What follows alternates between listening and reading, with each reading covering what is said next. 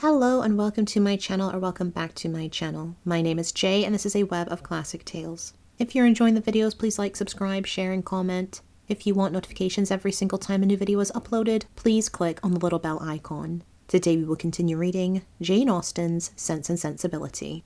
Mrs. John Dashwood had so much confidence in her husband's judgment that she waited the very next day both on Mrs. Jennings and her daughter, and her confidence was rewarded by finding even the former, even the woman with whom her sisters were staying, by no means unworthy her notice. And as for Lady Middleton, she found her one of the most charming women in the world. Lady Middleton was equally pleased with Mrs. Dashwood. There was a kind of cold-hearted selfishness on both sides which mutually attracted them, and they sympathized with each other in an insipid propriety of demeanour and a general want of understanding. The same manners, however, which recommended Mrs. John Dashwood to the good opinion of Lady Middleton, did not suit the fancy of Mrs. Jennings, and to her she appeared nothing more than a little proud-looking woman of uncordial address, who met her husband's sisters without any affection, and almost without having anything to say to them. For of the quarter of an hour bestowed on Berkeley Street, she sat at least 7 minutes and a half in silence. Elinor wanted very much to know, though she did not choose to ask, whether Edward was then in town. But nothing would have induced Fanny to voluntarily mention his name before her, till able to tell her that his marriage with Miss Morton was resolved on, or till her husband's expectations on Colonel Brandon were answered, because she believed them still so very much attached to each other that they could not be too sedulously divided in word and deed on every occasion. The intelligence, however, which she would not give, soon flowed from another quarter. Lucy came very shortly to claim Elinor's compassion on being unable to see Edward, though he had arrived in town with Mr. and Mrs. Dashwood. He dared not come to Bartlett's Buildings for fear of detection, and though their mutual impatience to meet was not to be told, they could do nothing at present but write. Edward assured them himself of his being in town within a very short time by twice calling in Berkeley Street. Twice was his card found on the table when they returned from their morning's engagements. Elinor was pleased that he had called, and still more pleased that she had missed him.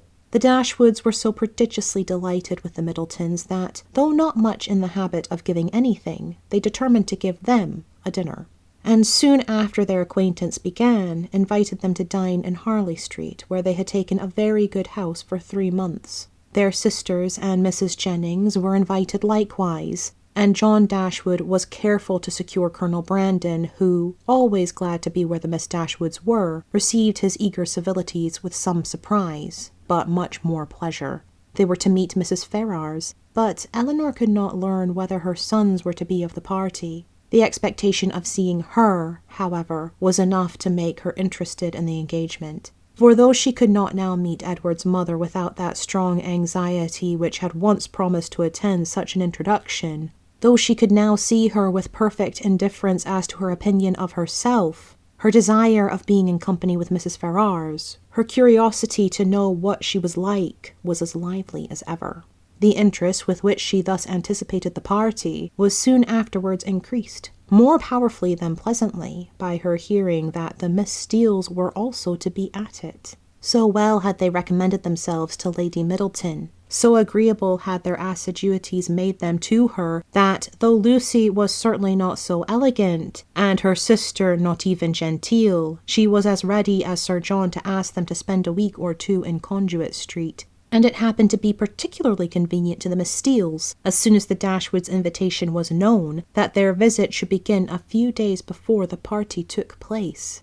Their claims to the notice of Mrs. John Dashwood, as the nieces of the gentleman who for many years had had the care of her brother, might not have done much, however, towards procuring them seats at her table, but as Lady Middleton's guests they must be welcome. And Lucy, who had long wanted to be personally known to the family, to have a nearer view of their characters and her own difficulties, and to have an opportunity of endeavouring to please them, had seldom been happier in her life than she was on receiving Mrs. John Dashwood's card. On Elinor its effect was very different.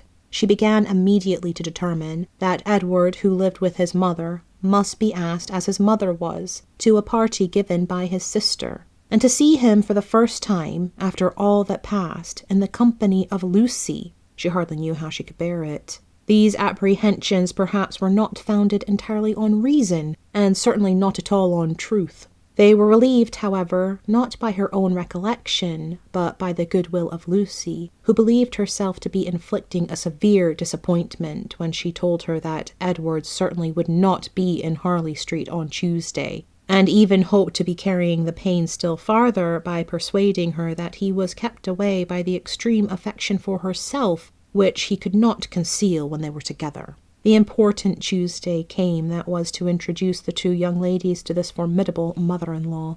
"Pity me, dear Miss Dashwood," said Lucy as they walked up the stairs together, for the Middletons arrived so directly after Mrs. Jennings that they all followed the servant at the same time. "There is nobody here but you that can feel for me. I declare I can hardly stand. Good gracious, in a moment I shall see the person that all my happiness depends on, that is to be my mother." Eleanor could have given her immediate relief by suggesting the possibility of its being Miss Morton's mother rather than her own, whom they were about to behold. But instead of doing that, she assured her, and with great sincerity, that she did pity her, to the utter amazement of Lucy, who, though really uncomfortable herself, hoped at least to be an object of irrepressible envy to Eleanor.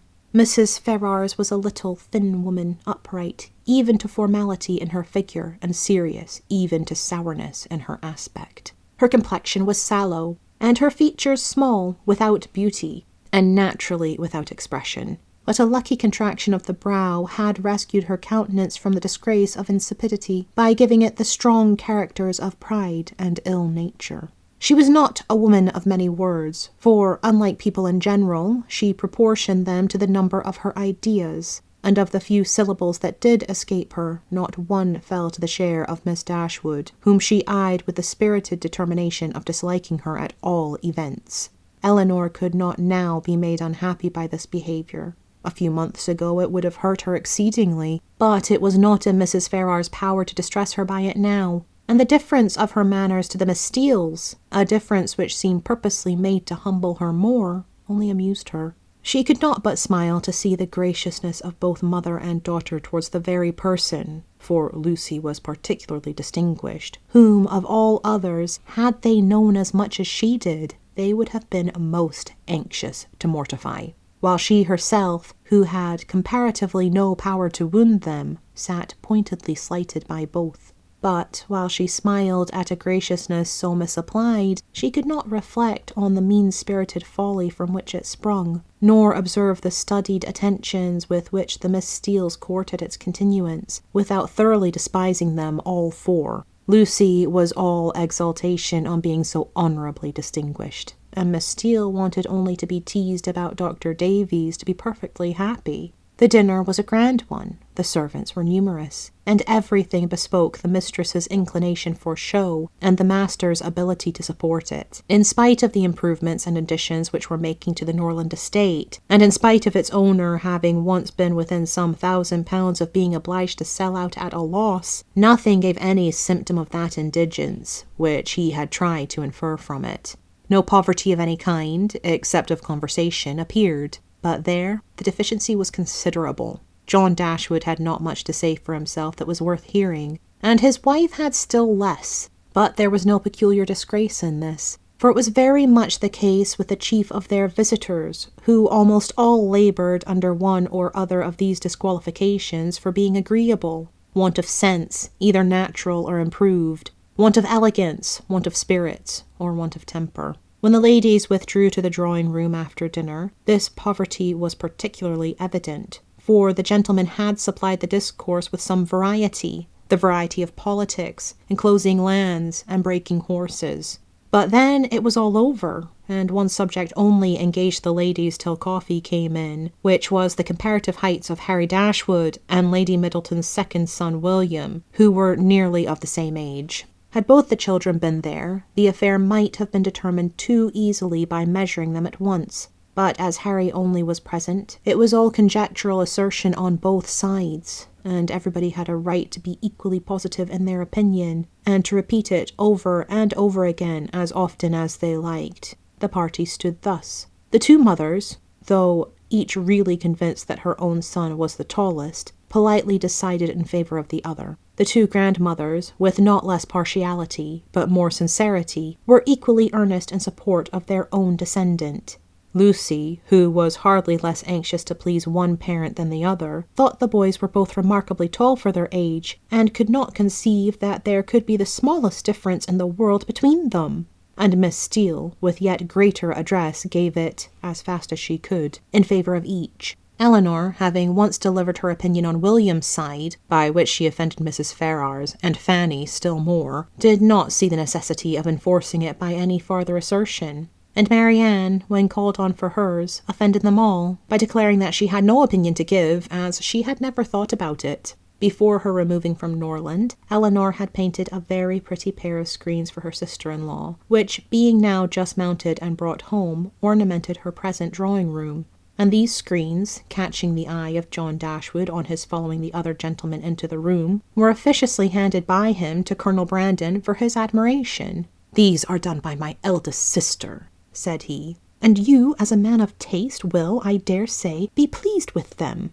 I do not know whether you have ever happened to see any of her performances before, but she is in general reckoned to draw extremely well." The Colonel, though disclaiming all pretensions to connoisseurship, warmly admired the screens, as he would have done anything painted by Miss Dashwood, and on the curiosity of the others being of course excited, they were handed round for general inspection. Mrs. Ferrars, not aware of their being Eleanor's work, particularly requested to look at them, and after they had received gratifying testimony of Lady Middleton's approbation, Fanny presented them to her mother, considerately informing her, at the same time, that they were done by Miss Dashwood.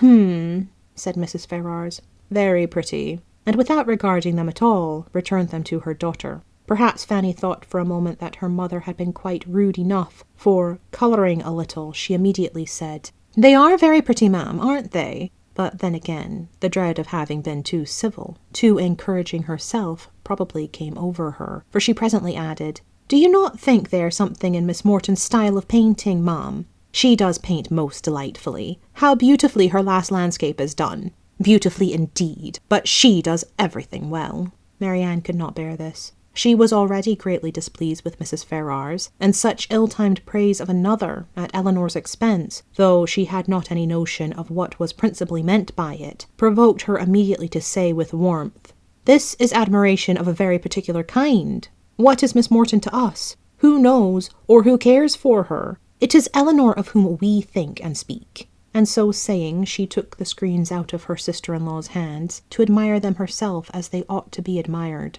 Mrs. Ferrars looked exceedingly angry, and drawing herself up more stiffly than ever, pronounced in retort this bitter philippic, "Miss Morton is Lord Morton's daughter." Fanny looked very angry too, and her husband was all in a fright at his sister's audacity. Eleanor was much more hurt by Marianne's warmth than she had been by what had produced it, but Colonel Brandon's eyes, as they were fixed on Marianne, declared that he noticed only what was amiable in it, the affectionate heart which could not bear to see a sister slighted in the smallest point. Marianne's feelings did not stop here. The cold insolence of Mrs. Ferrars' general behaviour to her sister seemed to her to foretell such difficulties and distresses to Eleanor as her own wounded heart taught her to think of with horror, and urged by a strong impulse of affectionate sensibility, she moved after a moment to her sister's chair, and putting one arm round her neck, and one cheek close to hers, said in a low but eager voice,